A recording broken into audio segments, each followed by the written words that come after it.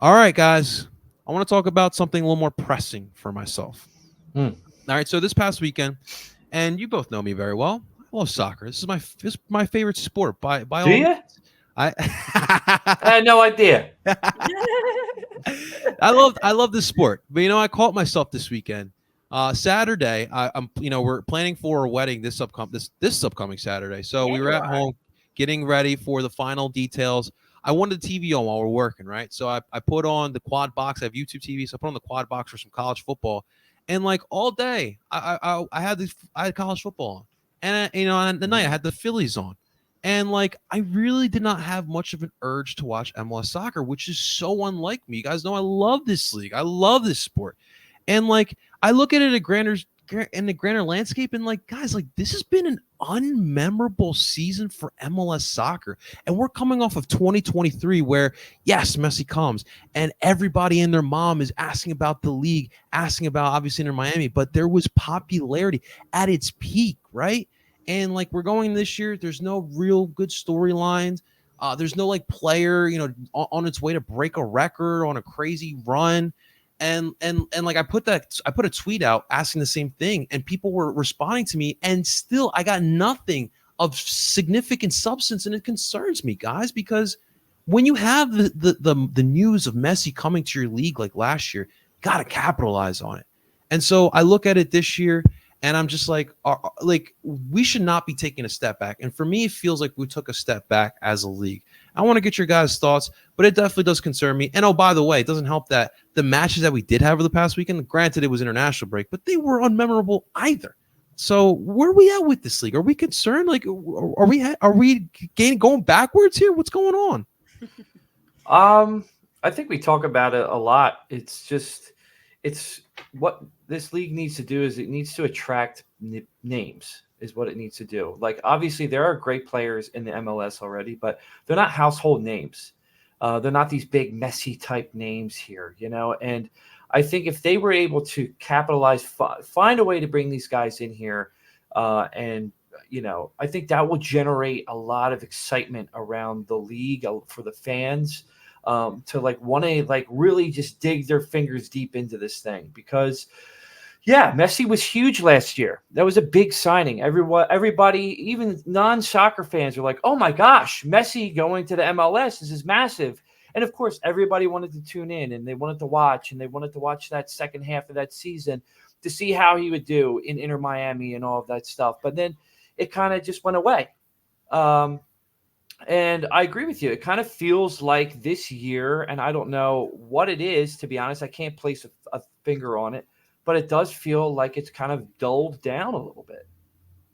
Yeah, and I think to be honest, I mean, I'm just like doing a quick scroll through of like what social media looks like. I feel like to be honest, there was a drop also in just the overall promotion of the league. In order to be able to attract big name players, you have to be able to provide a product that A, financially can afford to get them here, and B, is going to give them the type of experience and professional atmosphere that they're looking for.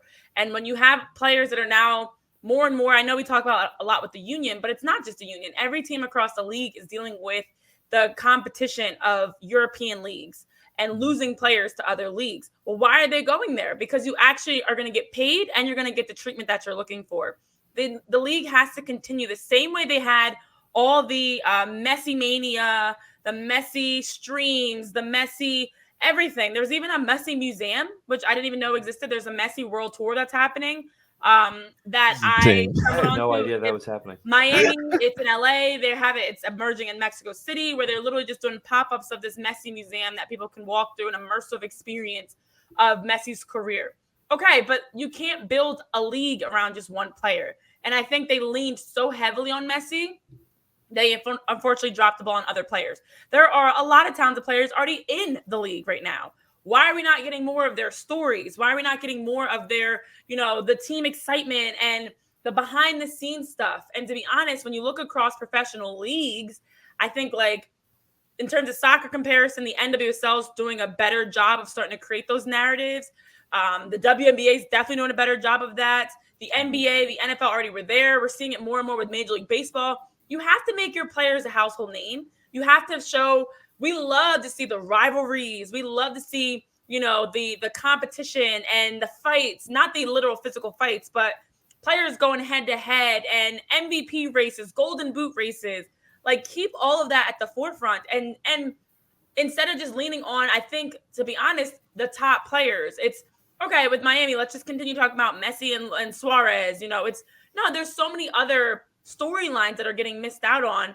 And then the final piece that I think actually is messing it up, and I know the Columbus Crew went through this past weekend with their 4-0 loss to the Sounders, where they had their starting goalkeeper, Abraham Romero, was ejected with a red card. So they had to put field player, one of their midfielders, in goal. And for them, Wilfred Nancy was complaining, like, we've been almost punished for playing so much soccer. We had another goalkeeper being transferred in, and with Patrick Schulte and Nicholas Hagen out, they didn't have an option. They didn't have a goalkeeper. They had Evan Bush's sideline. They had no options here. They wanted to be able to call up one of their Columbus Crew 2 players. Couldn't do that because of the short-term contracts rules that are in place. So I know Nancy was complaining, like, why are we almost being punished for playing so many games? And now we have to put Zawadzki in goal, who has been their ultra utility player that plays everywhere for them, but he's not a goalkeeper. And of course, by no surprise, Albert Rusnak has a hat trick. The Sounders go on to score 4 goals in the second half. And a game that could have gone any direction, now becomes very lopsided. So even that product, can you imagine being a fan and you're at lower.com field to watch this game, and then you see your goalkeeper and Abraham Romero go out in the first half during stoppage time, and now you're watching professional soccer with a field player in goal? There's got to be more rules in place also for the players' side, that as they're growing the league, you're making sure the teams can be as close to possibly being at strong form. Injuries are going to happen. Red cards are going to happen. But this cannot happen, that you are setting up a team to be in a situation where they have 3, 4, or 5 goalies, but none of them are options between the international window, the injuries, and the MLS Next Pro rules. So I think there's a few different factors that even will help them get to that point that you're mentioning, Andrew, of attracting top players. In order to get there, they've got to figure out the foundation first. Well, do you think they should even be playing? Like, to be honest, I mean, you look at other leagues, all the European leagues, they take a break. Like, there was no Premier League games last weekend. So, like, why are you even playing a game? Like, the MLS should have just been like, all right, this week we're taking off, international break, enjoy it. We'll see you next week. Dude, I've had this question for 7 years now, and I would love to have like an MLS official on, or someone high up that works under Garber, because I just want to know, like, why is it that we are playing during international breaks where, yes, Andrew, all the major leagues around the world are all for these 2 weeks. It just, and like you have products like what Renee just brought up. Like, that's not good for the league, and the roster restriction stuff is a big part of it too. Like, we were going to, there was heavy rumors about opening it up and having a 4th DP and opening up these rosters. The last thing you want to do, like, Jim brought it up in 2021 when you go up against a Club America and their bench pieces are $1 million players, and you got, youngsters. So you have homegrown players who are making $200,000 a year. So it is a big difference there. And one big thing to talk about, one big factor in this, guys, is, yes, 2 years ago or before 2023, we switched to Apple TV. And, we just came off of the best soccer match in MLS history with the MLS Cup that we were a part of. And instead of capitalizing it, we went into this paywall, right? We went into Apple TV. And how many, you guys know too, you probably have friends who like sports, who have an interest in soccer, but like, it is hard to convince a casual soccer fan to pay more money for now another product in Apple TV. And so that's been a difficulty as well. Like, and I'll be honest with you, like, the content for Apple TV is fine. I'm not going to, I don't feel inclination before a Union match to watch the pregame show. I just don't feel the urge to do it. Renee, you and I have talked about it. There's things that they could do with pregame shows. I don't think that they're capitalizing on the MLS fan that never gets highlighted ever. I remember when I first did vlogs down at Subaru Park, like, nobody was capturing what is going on at all these tailgates, all these supporter ends, right? Like, there's so much stuff that we should be capitalizing as a league. And to the player point, Andrew, you brought up like you want more bigger players. What I don't want, and this won't happen because it's 2024, it's not 1980, and the league really has set themselves up really well that this won't happen again. But if you look back at the NASL days, right, the Cosmo effect, as I call it, where back in those days in that league, it was really cool. Like the New York Cosmos had Pelé and Franz Beckenbauer, who were, really big players at that time, but the rest of the league really couldn't put together solid teams compared to that. And that's why that league really did fold at the end of the day, because it was way too top heavy that the rest of the league just could not catch up. Now that won't happen. Like I said, money is being distributed much better, but the popularity part is what I am worried about, guys. There was a time, and there was actual facts behind it. There was a survey done where MLS surpassed the NHL in popularity. It was the 4th sport in popularity. And it was on its way to be an MLB, but MLB this year, and Renee, they've done a really good, I don't think they've done a really good job, but there's marketable players. There's players that young kids can look up to. And the MLS are stuck behind Apple TV, unfortunately.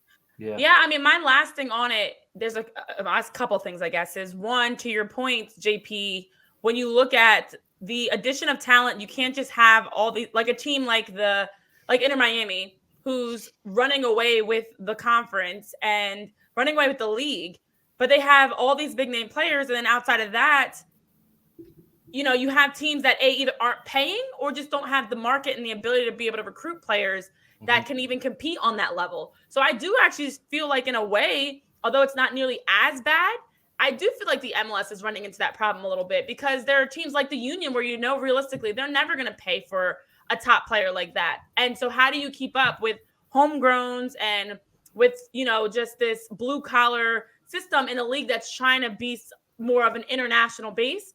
And then on top of that, in terms of the broadcast, and I can say this as somebody that was on the local Union broadcast as one of the hosts, with the Apple TV deal, they forced the removal of local broadcasts.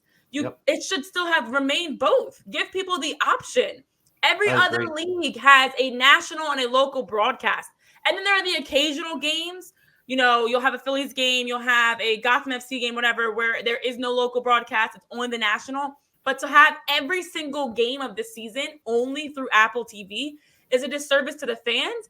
And it's a disservice to the broadcasters that are working in the local area that have a better sense of the team. Like we all notice the difference between a national broadcast and a local when you're actually around the team in person, at practice, at the games, at press conferences, versus the people that are in a studio miles and miles away. So I think they also, with the Apple TV deal, got a great boost in terms of, we're going to have a whip around show and we're going to have all these, home-based content. But on the reverse, you're losing the connection. You're losing the in-person presence. You're losing the local connection, unfortunately, with having this blanket rule. So I would have appreciated if they rolled out Apple TV, but you also have games occasionally on other networks, on other broadcasts. You allow people to still have their local broadcast, not just radio, and give more, not less, in terms of opportunity for people to stay up to date on the great game. So. Yeah, no, you're 100%. I'm right with you on that. We all silly like the mayor.